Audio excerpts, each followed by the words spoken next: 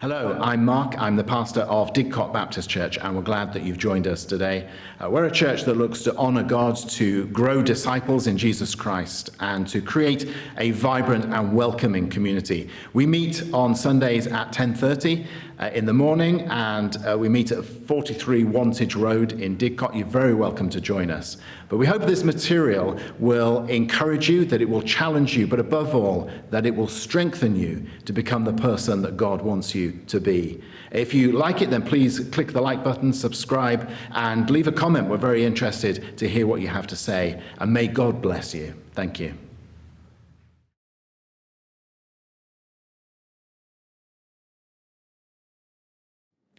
I think, first of all, we just want to say tests are a part of life. All of us have had various kinds of tests. I think one of the earliest ones, I'm not sure I wholly remember it, but I do remember because I got a certificate for it, was reading the poetry of Robert Burns. And I think it included his poem To a Mouse. It was an observation he'd had of the panic in a mouse after its nest had been turned over by the plough. Wee sleeket cowr and timorous beastie. Oh, what a panic's in thy breastie. Thou need nae start a was hasty with bicker and brattle. I would be laith to run and chase thee with murder and prattle. I wonder how the translation service has got on with that.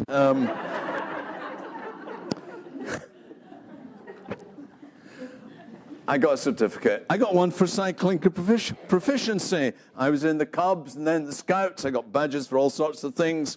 I remember doing the 11 plus exam of not at all blessed memory, but I remember doing it, and to my utter amazement, I got an A pass. When I went to the secondary school some weeks later, they put me into a B class. I came home, told my parents. My mother was strangely silent. I went to school next morning. I was still in the B class. I went to the classes, and in the late morning, I was moved to the A class to study Latin. Oh. What had happened is the absolutely first thing, my mother was at the headmaster's door and said, my son got an A pass and he's 11 plus. What's he doing in the B class? Well, we thought that would be more appropriate for him. He got an A pass. Your opinion doesn't matter. My mother was 5'2", but when roused, not to be opposed. Hence, I got moved into the A class, and because I'd passed a test, and that change affected my whole life after that. I went on eventually. In Scotland, the exams are not the same as England. I did O grades, I did hires, and I did very badly in them. I entered into journalism. I studied shorthand, and I wasn't bad at that, and learned touch typing, and I was even better at that. I went to university, and I had a prayer. And before almost every exam, I prayed this prayer, because I never, ever felt confident. Never, ever felt unprepared. And quite often I wasn't. But the prayer went, Lord, you are gracious. You give us more than we deserve. You can see where this prayer's going. Please give me more than I deserve in this exam. Highly inappropriate prayer. But prayer works. I passed them. There are all sorts of other kinds of tests I've been through in life. Perhaps meeting my girlfriend's parents for the first time. I seem to have passed their examination, though they would have preferred if it had a more Scottish-sounding name. I did driving tests for car, for motorcycle. I did advanced driving tests for both of those as well. The advanced driving test, the motorcycle advanced test, and that's the one that ended well, because we were just finishing, and the examiner was following me on his motorbike right behind. Traffic lights changed. I stopped. He couldn't. And he hit me from behind, nearly took my ankle off. We both end up sprawled on the ground. We got to our feet. He said, are you okay? I said, I think so. He said, that was entirely my fault. I better just pass you. Yay! What a way to pass a test, because the examiner ran into me. Many people have very testing experiences, and I'm being more serious now. When relationships break up, it can be devastating. When a loved one dies, even more so. When we contract a serious illness, when we have a disability, if we get fired or made redundant, it might be a testing experience if the sermon goes on too long, which it will do if I don't move on to the text. But here, that was my point, was simply to say we all face tests. But I tell you, Genesis chapter 2 is what many writers call the supreme test. To me, it's what you might call the mother and father of all tests that anyone could ever go through. I'm going to take us through the story in sections, pointing out some of the lessons along the way, but I will reserve the most major lessons, 3 of them, for the lessons for our life and faith, and they'll come at the end. I would encourage you to try and, follow through with the Bibles that are near to your seat, if not at your seat, and follow through, because we're going to take it as it comes through the whole story. And that will begin with verses 1 and 2. There we go. It works. Good. The mission revealed. We know, right from the start, what this test is going to be about. It's a test. Verse 2 says, take your son Abraham, your only son Isaac, whom you love, go to the land of Moriah, offer him there as a burnt offering on one of the mountains that I will show you. So we know the plot. We know what's planned. And it's utterly startling. It's shocking. How, we might ask, how could God give such a command? Now, sacrificing a child was not unusual in Abram's time. The Canaanites and the Chaldeans certainly had it as their practices. But it was not in the culture and the custom of the people amongst whom Abraham had settled. It was not part of his world. And therefore this command, for him to sacrifice the son that God had promised him, it must have shaken him to his core. How could he kill his son, his only son, one that he truly loves? How could this be an offering that God would want from him? Now, at this point, all I want to say is, we will not face that kind of test. But let us realize this. Tests and trials do come along in life, and they can come from God, and He may require from us things which are greater, harder, more demanding, and so very different from anything we could ever have expected or wanted. Do not be surprised if God puts before you some form of trial or test that you could never have imagined having to face. That was it in writ large for Abraham. Then verses 3 to 5. I've headed up remarkable faith, because verse 3 describes what Abraham did the very next day after he got told this trial by God. He got up early in the morning. He knew what God wanted, so he did not delay, and he organized what he needed, and he set out. One writer on the passage calls that calm deliberation and unflinching heroism. You bet it was. Verse 4 says they traveled for 3 days. Moriah, where the mountain was that he was to go to, was more than 60 miles away, so it would take them 3 days. Verse 5, when they were close to their destination, Abram tells his assistants to wait behind while he and Isaac go further up the mountain. But if you're looking at verse 5, I want you to just notice something that comes near the end of the verse. He's told his assistants that he and his son are going to go further and they're going to worship. And then the end of verse 5, he tells his assistants, and then we will come back to you. We will come back to you to slay Isaac. But it seems that Abraham already believed that somehow, and he could not possibly have known how, Isaac would not die. The writer in the New Testament of the book of Hebrews, he talks about Abram's journey and about sacrificing Isaac. But then he adds, this is Hebrews chapter 11, verse 19, Abram considered the fact that God is able even to raise someone from the dead. That's what was in Abram's mind. Just could only have been that impossibly small seed of faith that he would not end up losing his son, that God would somehow bring him back, even if he had to slay him first. Now, Abraham had never seen God raise anyone from the dead. But just as it was a miracle that Isaac was born, God could do another miracle to bring Isaac back. Abraham's God was that powerful. And verse 6 here is just what you might call as a practical description of the next steps. I just want you to notice that Isaac was old enough to carry all the wood needed for the burnt offering, which at least tells us he was not a toddler. A toddler couldn't have even made the journey of 60 miles because he would have been walking. Isaac was already probably a young man by this stage. Anyway, we move on to verses 6 to 8. Where is the sacrifice? It's the obvious question above all other obvious questions.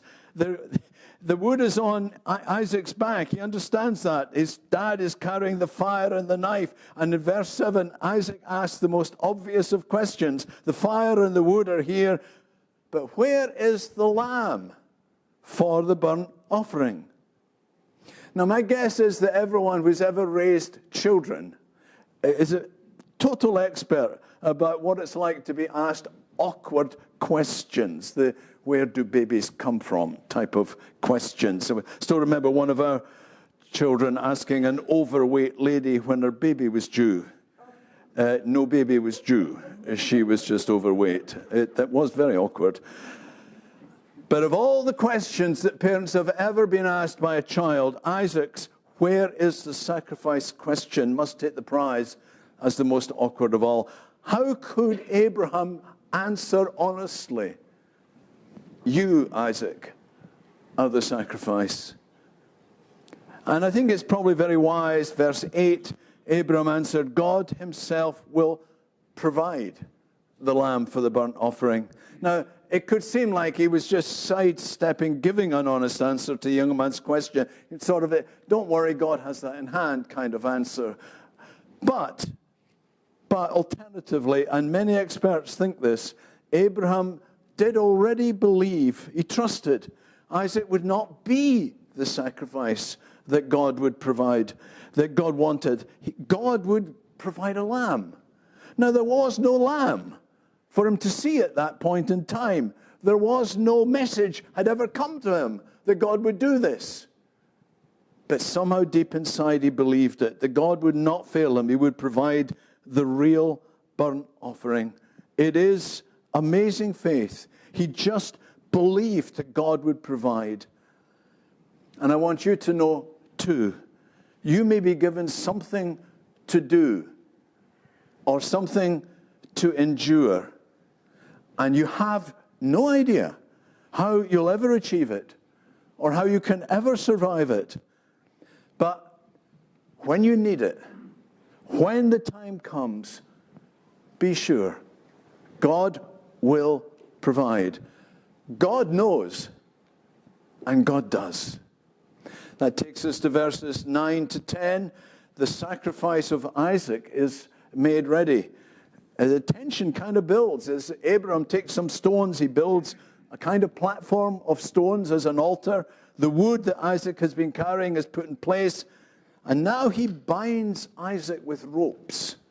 So when the knife is held up, Isaac can't just jump off the altar, as it were, and escape. And he lays his son on the wood. He raises the knife to kill Isaac. After he has done so, he will then burn his body as an offering. And it's at that exact moment, nothing. There is no change. He's standing there ready to strike. And the hand is about to descend with the knife. Step by step, Abraham has kept obeying. Nothing has changed.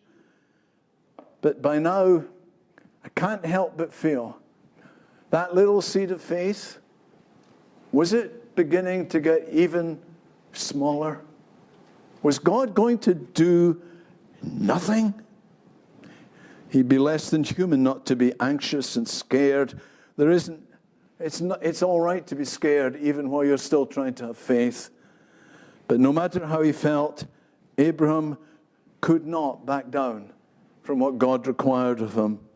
And actually, I would want to just throw in, just as remarkably, neither did Isaac. Because if I'm right, and I do believe I am, he was by now virtually a young man.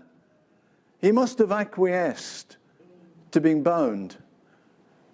He must have almost helped get onto the altar, because Abraham couldn't have lifted him up and put him there. The young man could have fled. He could have run. And Abraham, even older than I am, and I can't run, he could not have caught him. But he didn't run. He lay there. And his father now stands over him with a knife. He could have escaped, but he didn't. So maybe Isaac somehow also had faith. He believed God. God had no plans for him except good plans. His death seemed certain, but he believed and trusted. And I say to you, even if it's the 11th hour and 59th minute of some great crisis, trust, believe, never, ever give up on God. It is never too late for God to act. And God did act. Verses 11 to 14. God does provide the sacrifice. Verse 11, the angel stops Abraham while the knife is still held in his hand. Verse 12, the angel tells Abraham, do not harm Isaac in any way, because God now knows that Abraham fears him, because he would not hold back even his only son from him. Verse 13, Abraham sees a ram caught in a thicket, caught in a dense bush. He pulls the ram out, and it becomes the burnt offering instead of Isaac. And verse 14, Abraham calls that place Jehovah Jireh. That has become used as a name for God, but when Abraham said it, it was an exact description of what had just happened. God had provided the sacrifice. Abraham had no knowledge of what God would do, but he trusted. He believed that God would handle the situation. Abraham had done everything he'd been told to do. And it was only if God intervened that things would change. He left the rest to God, and God had not failed him. God will never fail. God had provided. When I was about 19 or 20, I went a year without any kind of regular income, because I was meaning it when I said I didn't do all that well in my exams at school, but I now had a sense of call into Christian ministry, and that meant going to university, and I didn't have the qualifications. And so I was trying to study during that 1 year with no regular income of any kind in order to be admitted into university. And at a church morning service that I was simply attending, there was a very special call to be generous about giving. And it was one of these moments, something just went straight into my heart, that I needed to give whatever I had. And all I had was £5. And I put it into the offering plate. And I had no idea at all of how I would eat during the incoming week. But I gave it. I was back at the evening service. And at the end of the evening service, a man came and sat beside me. I knew who he was, but I didn't know him really. And he said he'd heard that I was preparing for Christian ministry, but this was a kind of tough year. And he said, I want you to have this, and handed me an envelope, which had far more in it than I'd ever put in that offering in the morning. That doesn't happen all the time. I'm not suggesting it does. But at the moment of my great need, and when I was trying to be faithful to God, God provided. He never fails us. And that takes us on to verses 15 to 19, how God promises to bless Abraham and the world because he'd held nothing back. Rosie read earlier from chapter 12, and the promises that appear in these verses are really a parallel to promises Abraham had. But this is an affirmation, God underlining. God had put Abraham on the test because the promises of God that he got earlier were conditional on him living faithfully in God's ways. And he had proved that he did. He had not withheld his son, so now he's going to be blessed. His offspring is numerous as the stars in heaven, the sand on the seashores. That's a lot of children or descendants. By his offspring, all nations will be blessed. Just note that last promise. Through all that Abraham did, and then through all his descendants, we, part of the other nations, will be blessed. And we have been. Because Abraham faced that test, he trusted to God. Today we are people blessed by God. You know where Moriah was that Abraham went? It's very close to where Calvary came to be, where Jesus Christ died on the cross. Our salvation happened very close to where, on the cross, through the cross, happened very close to where Abraham so nearly slew his son. Jesus died, suffered for our sins, hence we are forgiven. We are blessed. We are people of God. Abraham was tested but trusted, and he and we have been greatly rewarded for that. So now to the three kind of final lessons, final challenges from the passage. Number one, our God is not a soft touch. If someone is a soft touch, they're really not that bothered if you fail to do something they expected you to do. They just let you off from that. If someone is a soft touch, they'd probably give you anything you asked for. If someone's a soft touch, you can do wrong, and they're not really going to scold you or punish you for doing that. Our God is not a soft touch. He does not shrug his shoulders when we disobey, as if our disobedience doesn't matter.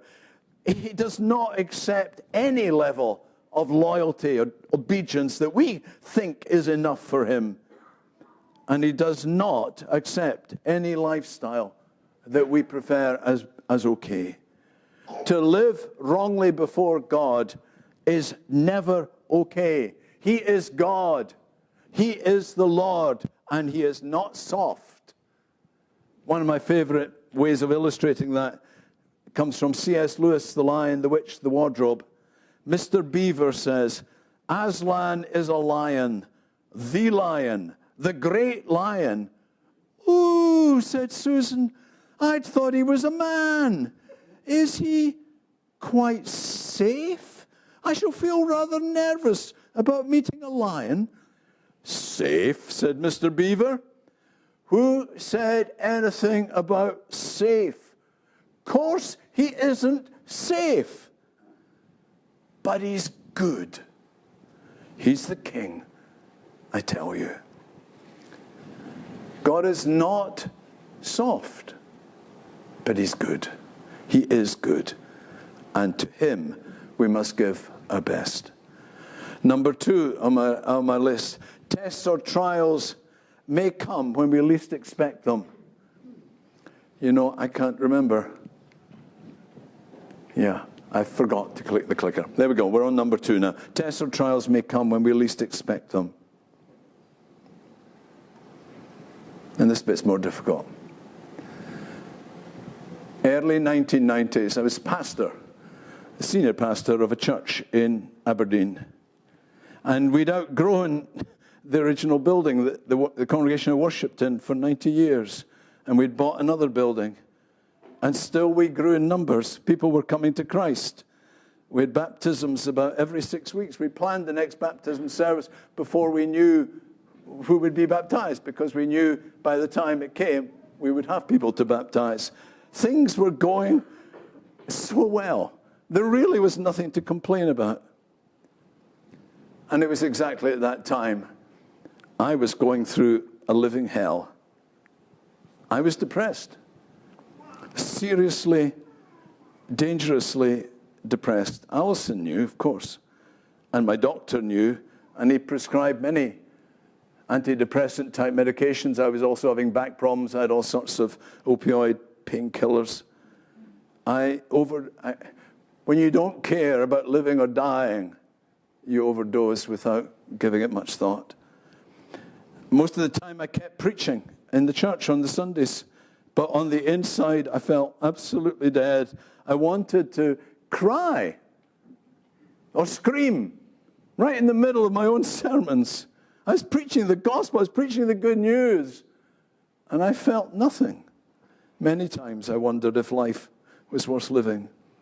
And one Sunday evening, we baptized about 8 or 9 people in that evening service. I'd preached earlier in the service, and then we did the baptisms, and as the service was ending, it was our custom that the pastor give a call for people to come to Christ or to recommit their lives to Christ by coming forward during the final hymn. And so I spoke that invitation. I spoke the words. I had zero faith that anyone could possibly come forward that night. I was so distant from God.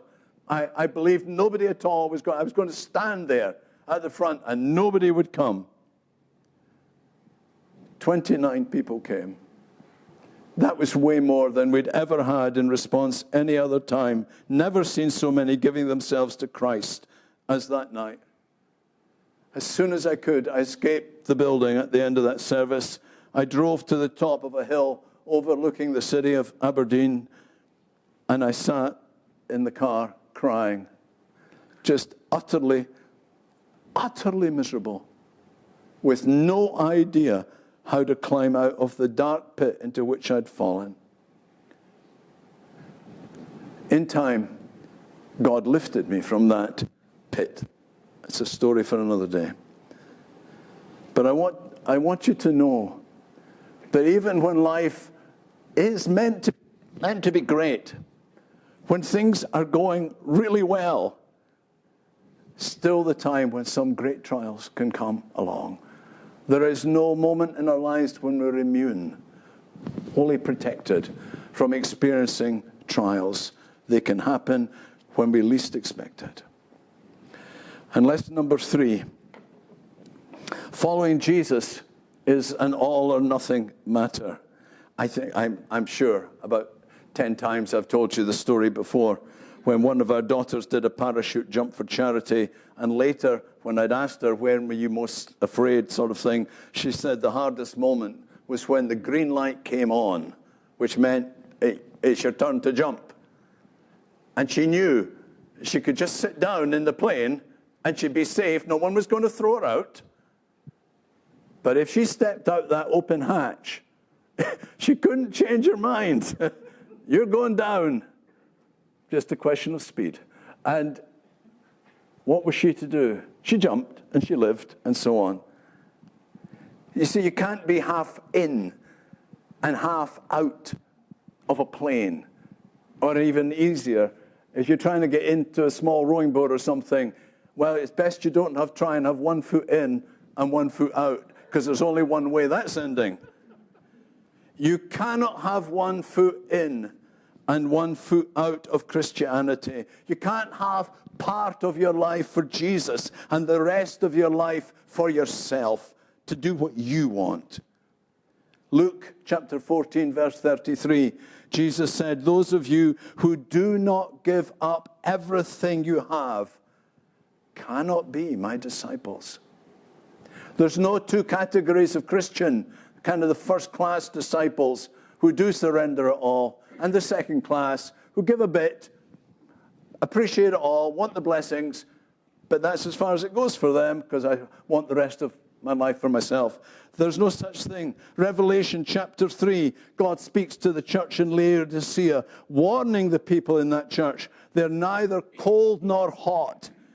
And God amazingly says he wishes they were either one or the other. And God adds in that verse, because you are lukewarm, neither hot nor cold, I am about to spit you out of my mouth. You can't be half in and half out. It's all or nothing. Lukewarm is not acceptable. Part-time Christianity is not acceptable to God. It's an all or a nothing matter. So I challenge you this morning, what is your faith? God is not soft. He cares about what you think. He cares about how you speak. He cares about the values you have. He cares about the way you treat others. He cares about your goals, about your morality, about your life choices. God calls anyone who would be a Christian, forsake all, surrender all to me, all or nothing. How are you living? What is happening with your faith today?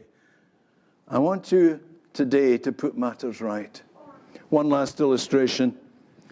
We came to this church in 1996, to Didcot, to this church. And for 12 years, I was the general director of BMS World Mission. Then in early 2008, I received a call to become president in America. Pause.